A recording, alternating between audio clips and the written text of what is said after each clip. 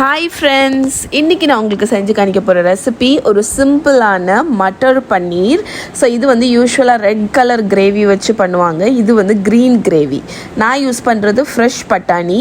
So fresh பீஸை வந்து நான் எல்லாத்தையுமே கலெக்ட் பண்ணி ஒரு பவுலில் எடுத்து நல்லா வாஷ் பண்ணி ஓரத்தில் எடுத்து வச்சுட்டேன். ஸோ ஃப்ரெஷ் பீஸ் வந்து எப்போவுமே வேறு லெவல் டேஸ்ட்டுங்க, நம்ம ட்ரைடு ஃப்ரோசன் எல்லாத்தையும் கம்பேர் பண்ணும்போது. இது வந்து ஹோம்மேட் பன்னீர். இதோட லிங்க்கு கீழே கொடுக்குறேன். குட்டி குட்டி க்யூப்ஸாக கட் பண்ணி எண்ணெயில் லைட்டாக ஃப்ரை பண்ணி எடுத்து ஓரளவுக்கு வார்ம் வாட்டரில் போட்டு சோக் பண்ணி வச்சுட்டேன். அதே எண்ணெயில் கேஷ்யூ நட், அதுக்கப்புறம் வந்து ஆனியன் போட்டு நல்ல கோல்டன் ஆகிற வரைக்கும் இதை ஃப்ரை பண்ணணும்.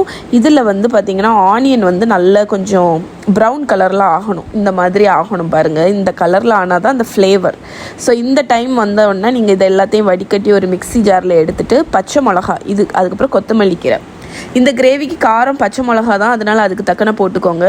இப்போ லெஃப்ட் ஓவர் ஆயில் இல்லைனா எக்ஸ்ட்ரா ஆயில் கொஞ்சம் ஊற்றி அதில் ஜீரகம் தாளிச்சிட்டு நீங்கள் அரைச்ச விழுதையும் போட்டு மிக்சியில் தண்ணி ஊற்றி கொஞ்சம் வாஷ் பண்ணி அதையும் ஊற்றிட்டு நல்ல எண்ணெய் வந்து பிரிஞ்சு வரணும். இந்த அளவுக்கு திக்காகிற வரைக்கும் நல்லா குக் பண்ணுங்கள். மிக்ஸ் பண்ணிக்கிட்டே இருங்க, இல்லாட்டி அடி பிடிச்சிடும். இப்போ ஜீரக பொடி, கொத்தமல்லி பொடி, கரம் மசாலா பவுடர் அதை போட்டு நல்லா மிக்ஸ் பண்ணுங்கள். எண்ணெய் வந்து சைடில் பார்த்திங்கன்னா பிரிஞ்சு வரணும். இதே டைமில் நீங்கள் கொஞ்சம் சுகர் போட்டுக்கலாம், கொஞ்சம் சால்ட் போட்டு மிக்ஸ் பண்ணுங்கள். இப்போ நம்மளோட மசாலா பேஸ் வந்து ரெடி ஆகிடுச்சு பாருங்கள். இந்த டைமில் நம்ம வச்சுருக்கிற ஃப்ரெஷ் பட்டாணியை வந்து ஆட் பண்ணி நல்லா இந்த மசாலாவில் மிக்ஸ் பண்ணி விட்டுருங்க. ஒரு 1 மினிட் நல்லா மிக்ஸ் பண்ணால் போதும். அதுக்கப்புறம் தேவையான அளவு தண்ணி ஊற்றிக்கோங்க. தண்ணி ஊற்றி அதையும் நல்லா கலந்து விட்டு ஒரு மூடி வச்சுட்டு ஒரு 4 to 5 மினிட்ஸ் குக் பண்ணால் போதும். பச்சை பட்டாணி குக் ஆகிறதுக்கு டைமே ஆகாது, டக்குன்னு குக் ஆகிடும், அதுவும் ஃப்ரெஷ் பச்சை பட்டாணி. ஸோ இப்போ வந்து நம்ம சோக் பண்ணி வச்சுருக்கிற பன்னீரை வடிகட்டி அதையும் ஆட் பண்ணி நல்லா மிக்ஸ் பண்ணி விட்டுருங்க. உங்களுக்கு கிரேவிக்கு தக்கன நீங்கள் தண்ணி ஊற்றிக்கலாம்.